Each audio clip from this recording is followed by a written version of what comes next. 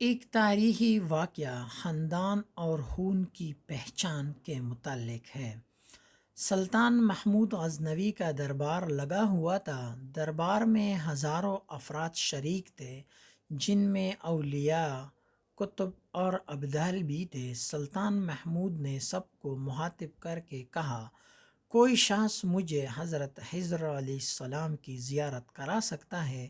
سب خاموش رہے۔ دربار میں بیٹا ایک غریب دیہاتی کھڑا ہوا اور کہا، میں زیارت کرا سکتا ہوں۔ سلطان نے شرائط پوچھی تو عرض کرنے لگا، 6 ماہ دریا کے کنارے چلہ کاٹنا ہوگا، لیکن میں ایک غریب آدمی ہوں، میرے گھر کا خرچہ آپ کو اٹھانا ہوگا۔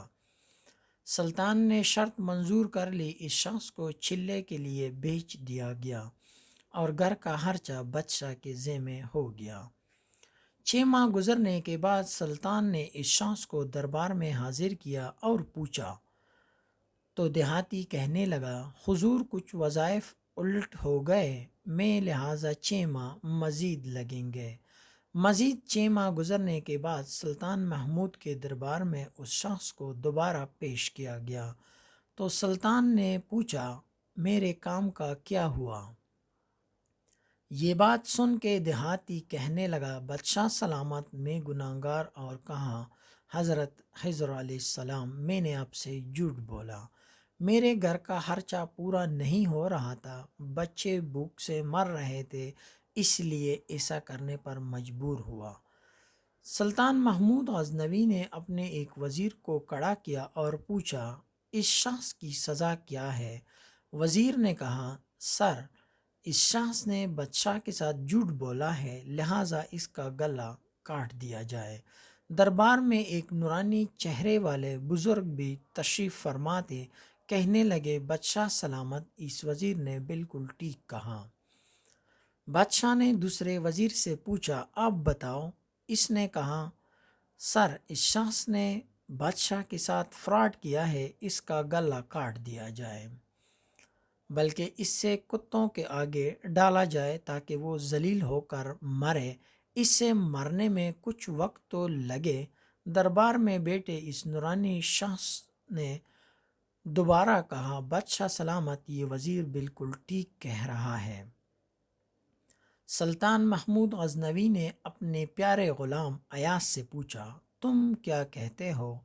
ایاز نے کہا، بادشاہ سلامت، آپ کی بادشاہی سے 1 سال ایک غریب کے بچے پالتے رہے، آپ کے خزانے میں کوئی کمی نہیں آئی اور نہ ہی اس کے جھوٹ سے آپ کی شان میں کوئی فرق پڑا۔ اگر میری بات مانے تو اسے معاف کر دے۔ اسے قتل کر دیا تو اس کے بچے بھوک سے مر جائیں گے۔ ایاز کی یہ بات سن کر محفل میں بیٹا وہی نورانی چہرے والے بابا کہنے لگا، ایاز بالکل ٹھیک کہہ رہا ہے۔ سلطان محمود نے اس بابا جی کو بلایا اور پوچھا، آپ نے ہر وزیر کے فیصلے کو درست کہا، اس کی وجہ مجھے سمجھائی جائے۔ بابا جی کہنے لگا، بادشاہ سلامت، پہلے نمبر پر جس وزیر نے کہا اس کا گلا کاٹ دیا جائے، وہ قوم کا قصائی ہے اور قصائی کا کام ہے گلے کاٹنا۔ اس نے اپنا خاندانی رنگ دکھایا یا غلطی نہیں کی، آپ کی ہے، آپ نے ایک قصائی کو وزیر بنایا ہے۔ دوسرا، جس شخص نے اس سے کتوں کے آگے ڈالا جائے، اس وزیر کا بادشاہ سلامت کے کتے نہلایا کرتا تھا، کتوں سے شکار کھیلتا تھا، اس کا کام ہی کتوں کا شکار ہے، تو اس نے اپنے خاندان کا تعارف کرایا، اس میں آپ کی غلطی نہیں ہے کہ ایسے شخص کو وزارت دی ہے، جہاں ایسے لوگ وزیر ہو وہاں لوگوں نے بھوک سے ہی مرنا ہے۔ اور تیسرا ایاز ہے جو فیصلہ کیا، سلطان محمود، سنو، ایاز سید زادہ ہے، سید کی شان یہ ہے کہ سید اپنا سارا خاندان کربلا میں ذبح کرا دیتا ہے مگر بدلہ لینے کا کبھی نہیں سوچتا۔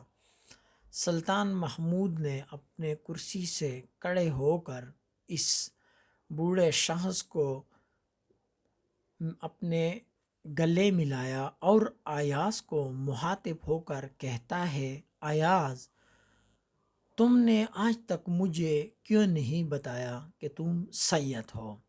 ایاز کہتا ہے، آج تک کسی کو اس بات کا علم نہ تھا کہ ایاز صدیق ہے، سید ہے، لیکن آج بابا جی نے میرا راز کھولا، آج میں بھی ایک راز کھولتا ہوں۔ اے بادشاہ سلامت، یہ بابا کوئی عام ہستی نہیں ہے، یہی حضرت خضر علیہ السلام ہے۔ اللہ اکبر۔